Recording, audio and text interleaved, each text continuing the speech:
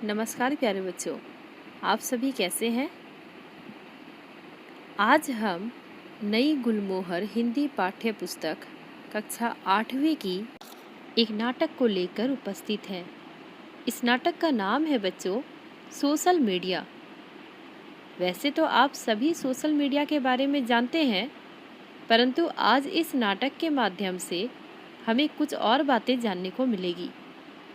Social media हमारे लिए कितना फ़ायदेमंद है, इसका किस प्रकार से उपयोग करना हमारे बहुमूल्य समय को बचा सकता है, इन सभी चीज़ों के बारे में आज इस पाठ में पढ़ेंगे।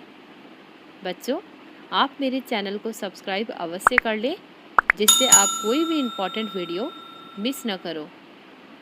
इस पाठ के प्रश्न उत्तर अगर आपको चाहिए तो आप मेरे ट्यूशन क्लासेस ज्वाइन कर सकते हैं बच्चों। चलिए, सोशल मीडिया पाठ पढ़ने से पहले हम लोग सोशल मीडिया के बारे में कुछ बातें जान लेते हैं। आज के युग को डिजिटल युग के नाम से भी जाना जाता है। आज के समय में दिन प्रतिदिन टेक्नोलॉजी का विकास देखने को मिल रहा है। टेक्नोलॉजी के इस बढ़ते विकास में सोशल मीडिया का जबरदस्त आविष्कार किया है। सोशल मीडिया का मतलब कि इंटरनेट के माध्यम से समाचार और खबरों का एक दूसरे जगह पर स्थानांतरित होना ही सोशल मीडिया है। सोशल मीडिया में व्हाट्सएप, फेसबुक, इंस्टाग्राम, ट्विटर यह सारे एप्लीकेशन आते हैं और वर्तमान में इन सभी एप्लीकेशन का प्रचलन बहुत ही अधिक है।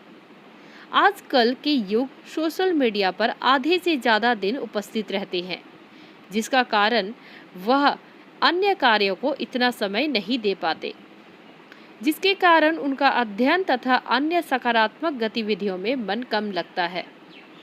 आइए बच्चों, इस नाटक के माध्यम से हम समझते हैं कि सोशल मीडिया हमारे लिए कितना फ़ायदेमंद है। हम अपना विद्यार्थी जीवन का समय नष्ट करके सोशल मीडिया में देते हैं, क्या वह उचित है? क्या उससे हमें अपने जीवन में कोई लाभ होगा?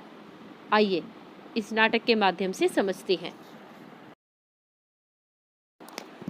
दृश्य 1, मध्यम वर्गीय परिवार की बैठक। मध्यम वर्गीय मतलब बच्चों मिडिल क्लास फैमिली। यहाँ पर दादी, समर और पापा के बीच में बातें हो रही हैं। आइए देखते हैं क्या हो रही है बातें। दादी: सुबह सुबह यह क्या देखते रहते हो मोबाइल पर? समर: फेसबुक में मेरी पोस्ट पर कितने कमेंट आए हैं, यही देख रहा हूँ। दादी: पहले अपना मुंह तो धो लो, जब से आई हूँ तुम्हें मोबाइल या लैपटॉप पर ही लगा हुआ देख रही हूँ। पापा: इस सोशल मीडिया के चलते तुम्हारा नाश्ता तक ठंडा हो जाता है। समर: रात से इंतजार कर रहा था, नेटवर्क चला गया था, कितना बेचैन रहा, अब जाकर तो नेट आया है। मम्मी: समर, कुछ दिनों से तुम्हारे पीठ और गर्दन में दर्द हो रहा है ना, आज शाम को डॉक्टर के पास चलेंगे। पापा नाराजगी पूर्वक मतलब गुस्से से पापा बोलते हैं, यह सब पूरे दिन मोबाइल पर लगे रहने और नींद पूरी न होने के कारण हो रहा है। अपने स्वास्थ्य के साथ खिलवाड़ तो कर ही रहे हैं, पढ़ाई में भी पिछड़ते जा रहे हैं साहबजादे। समर नाश्ता अधूरा छोड़कर अचानक बस स्टॉप की ओर बेतहाशा भागा। मतलब ना इधर देखा ना उधर देखा, और अचानक उसको याद आया कि बस का टाइमिंग हो गया है और वह बस के लिए भागता है। समर अपने आप से बातें करते हुए बोलता है, आज फिर से देर हो गई, अब रिक्शा करना पड़ेगा, सारा जेब खर्च तो विद्यालय पहुंचने में ही खर्च हो जाता है। समर जैसे तैसे आनन फानन में स्कूल पहुंचा। आनन फानन मतलब जल्दबाजी में, भागते भागते। अध्यापिका क्या बोलती है, आज भी देर से? घड़ी देखो, पूरे आधे घंटे देर से हो, आज गणित की परीक्षा है, ये तो याद है ना? समर: परीक्षा? वह तो कल। काजल: मैम, समर रात भर पबजी खेलता रहता है।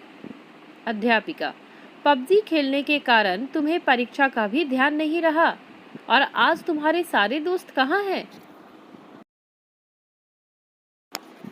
राही: राही समर के ही कक्षा में उसकी एक सहपाठी का नाम है बच्चों, क्लासमेट है उसकी, ठीक है।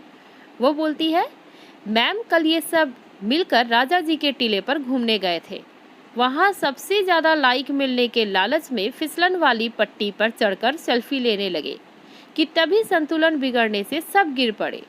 रोहन को तो प्लास्टर लगा हुआ है और शिव के सिर पर चोट आई है।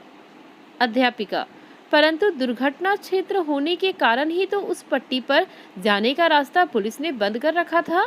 काजल, ऊपर से टाप टिप कर चले गए, मतलब ऊपर से छलांग लगा करके दीवार फांद के वो लोग वहां पे पहुंचे थे।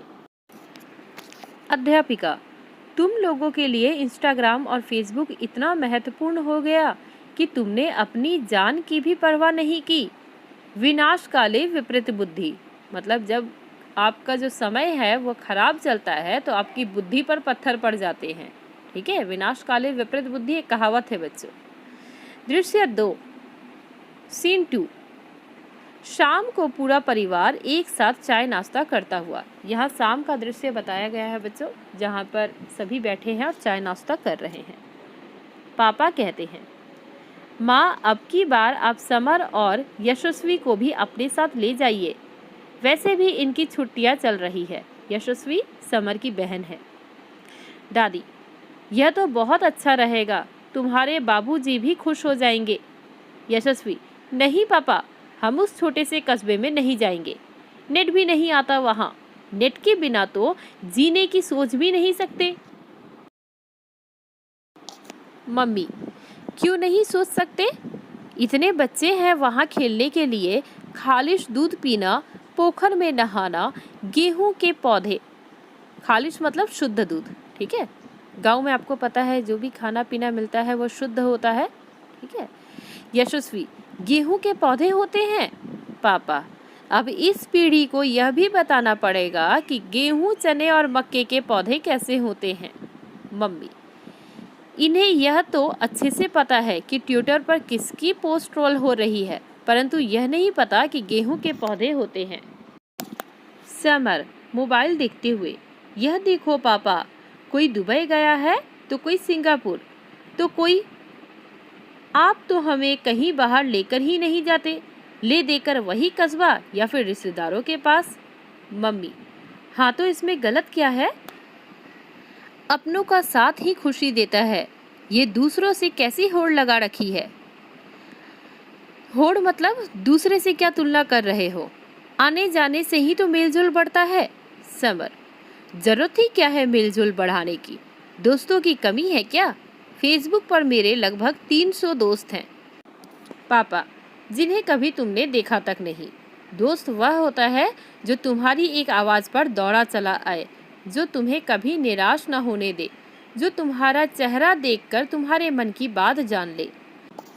समर के अनुसार उसके 300 दोस्त हैं फेसबुक पर, लेकिन वह उनसे कभी मिला नहीं। पापा ने उसे बताया कि दोस्त कौन होते हैं। दोस्ती जो होती है वह ज़रूरत के समय साथ देने वाली होती है। 300 में से एक भी मित्र उसका ऐसा नहीं होगा जो ज़रूरत में या बुरे वक्त में उसका साथ दे सके। आइए आगे जानते हैं क्या होता है। मम्मी बातचीत को बीच में रोकते हुए कहती है, हम लोग जरा बाहर जा रहे हैं, दादी का रक्तचाप बढ़ा हुआ है, इसीलिए इन्हें चक्कर आ रहे हैं। 2 बजे इन्हें खाना के साथ दवाई दे देना। रक्तचाप मतलब ब्लड प्रेशर, ठीक है। पापा, ध्यान रखना दादी का। अब यहाँ पर माता और पिता दोनों बाहर चले जाते हैं।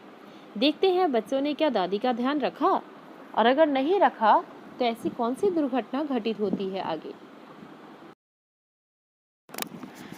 दृश्य 3, पापा और मम्मी घर के अंदर प्रवेश करते हैं।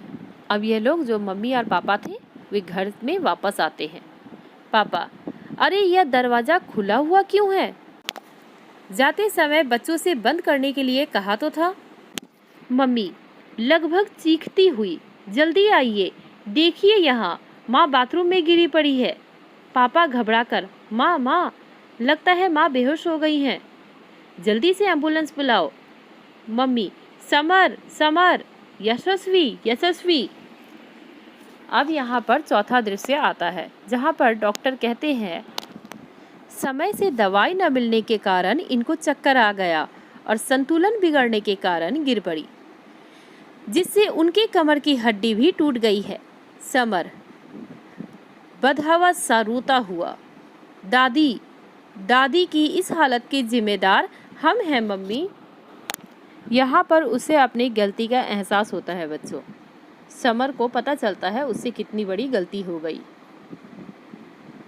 यशस्वी, हाँ पापा, मैं अपने सहेलियों से चैट करने में इतनी व्यस्त थी कि दादी को खाना और दवाई देना भूल गई। समर, मैं भी कंप्यूटर पर दोस्तों के साथ पबजी खेलने के चक्कर में दादी की आवाज़ सुन नहीं पाया। हमसे बहुत बड़ी भूल हो गई है, हमें माफ़ कर दीजिए पापा। यशस्वी, अब हम समझ गए हैं कि सोशल मीडिया का नशा कितना खतरनाक है। पढ़ाई छूटी, दोस्त छूटे, परिवार का संग छूटा, वाद विवाद, नुक्कड़ नाटक, नृत्य, उत्साह, खेलना कूदना सब कुछ छूट गया। समर रुआसा सा, मतलब उसकी आंखें भर आती है, उसका गला भर जाता है। दादी जल्दी से ठीक हो जाइए, फिर हम सब दादाजी के पास चलेंगे। यहाँ पर यह पाठ समाप्त होता है बच्चों। समर और यशस्वी को तो उसकी गलती का एहसास हो गया। मैं उम्मीद करती हूँ आप भी इस नाटक से सीख लिए होंगे कि सोशल मीडिया का उपयोग हमें अपने ज़रूरत के अनुसार ही करना है, अपना कीमती समय इसमें बर्बाद नहीं करना है। बच्चों, अगर आपको यह पाठ समझ में आ गया होगा तो आप मेरे चैनल को सब्सक्राइब और वीडियो को लाइक अवश्य कर दें।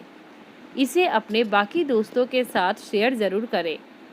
मैं मिलती हूँ आपसे अगले वीडियो में, तब तक के लिए धन्यवाद।